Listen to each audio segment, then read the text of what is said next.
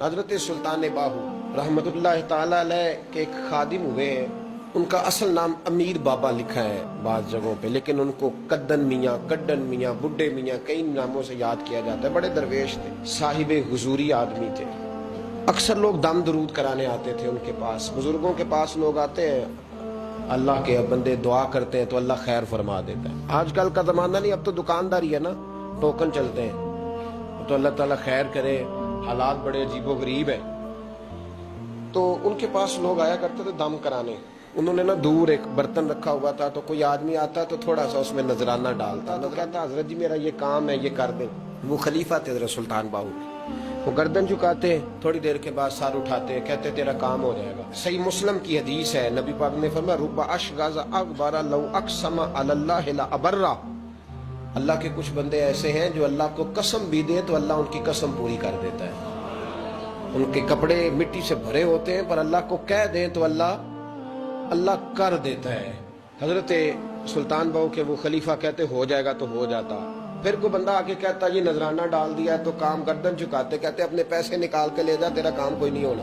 ایک دفعہ کچھ سید زادیاں آ گئیں، انہوں نے آ کے نا اس زمانے میں 100 روپیہ، سمجھ لیں کہ آج کا لاکھ روپیہ، بابا جی کے نذرانے والے گلے میں ڈالا اور آ کے کہا کہ بابا ہمارے نا ایک بچے کو سزائے موت ہو گئی اور حلفاً بتاتے ہیں کہ ناجائز پھانسی کا حکم ہوا ہے، تو تیری رب رسول کی بارگاہ تک رسائی ہے، مہربانی کر، سیدوں کا بچہ ہے، مہربانی کر۔ بابا جی نے گردن جھکائی اور کہا اپنا 100 روپیہ نکال کے لے جاؤ، مشکل ہے بچہ بچے تو میں کچھ نہیں کر سکتا۔ سید زادیاں تھی، روتی ہوئی لوٹ گئیں۔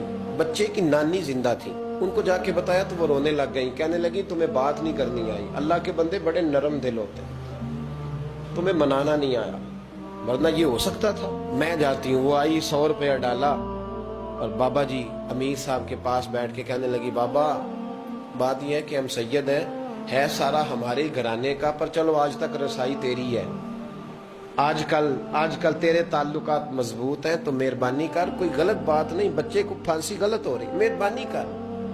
بابا کہنے لگا اماں میرے بس میں نہیں، میں بھی تو اللہ کا کمزور بندہ ہوں نا، مالک کا کمزور بندہ ہوں، کو ضروری نہیں، دعا پہ فضل ہوتا ہے، اگر اس کی مشیت ہو تو پھر بندہ کیا کر سکتا ہے، تو اماں یہ کام نہیں ہو سکتا۔ تو اماں رونے لگ گئی، کہنے لگی کوئی نہیں، میں قیامت کے دن حضور کی بارگاہ میں تیری شکایت کروں گی، میں کہوں گی کہ میں نے بتایا تھا میں سید ہوں، اس نے توجہ ہی نہیں کی، میرا کوئی خیال ہی نہیں کیا۔ بابا صاحب فرمانے لگے اماں پیسے نہ نکالنا، جا تیرا کام ہو جائے گا، جا تو ہو گیا تیرا مسئلہ حل ہو جائے گا۔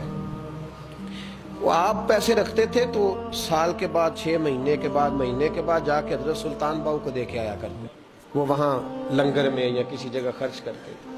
جس دن اس بچے کی پھانسی کا وقت تھا نا، تو وہ بابا جی حضرت سلطان باہو کے پاس چلے گئے۔ حضرت سلطان باہو کے مزار پہ جو دوست گئے ہیں یا میرے ساتھ گئے ہیں وہ جانتے ہیں کہ گڑھ موڑ سے یوں مڑتے ہیں، آگے دربار ہے، تو گڑھ موڑ پہ حضرت سلطان باہو ان کے استقبال، ان کو وہاں پتہ چل گیا کہ وہ آ رہا ہے، آئے دروازے گڑھ موڑ تک، مرید ساتھ تھے، تو حضرت سلطان باہو کہنے لگے یار تو نے اچھا نہیں کیا، اپنے خلیفے تو نے اچھا نہیں۔ کہنے لگے حضور چارہ کوئی نہیں تھا، سید زادیاں آ گئی تھی، حضور کا خاندان تھا، میں کیا کرتا۔ مرید کہتے ہمیں سمجھ نہیں آ رہی کہ یہ کیا ہو رہا ہے۔ کہنے لگے مجبوری تھی، کیا کرتا، کدھر جاتا، حضور کا خاندان تھا۔ کہا تو نے اچھا نہیں، کہتے ہمیں نہیں سمجھ آ رہی کہ تو نے اچھا نہیں کیا۔ وہ کہتے ہیں حضور کا خاندان تھا، اس کا معنی کیا ہے؟ کہتے ہیں تھوڑی دیر گزری، بچہ وہاں سے رہا ہو گیا، حضرت سلطان باہو کے خلیفہ کا انتقال ہو گیا، وہ وصال کر گئے، وصال ہو گئے۔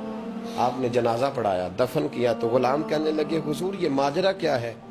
آپ فرمانے لگے اس نے اللہ کے حضور دعا کی تھی کہ مولا جناب اسرائیل نے اس دن کسی نہ کسی کی روح لینے جانا ہے نا، تو میری لے جائے۔ اب سید زادیاں دروازے پہ آ گئی ہیں، تو سادات کو تو خالی نہیں نہ بھیجا جا سکتا، مصطفیٰ کا خاندان ہے، حضور میری روح لے جائی جائے اور اس سید زادے کو چھوڑ دیا جائے۔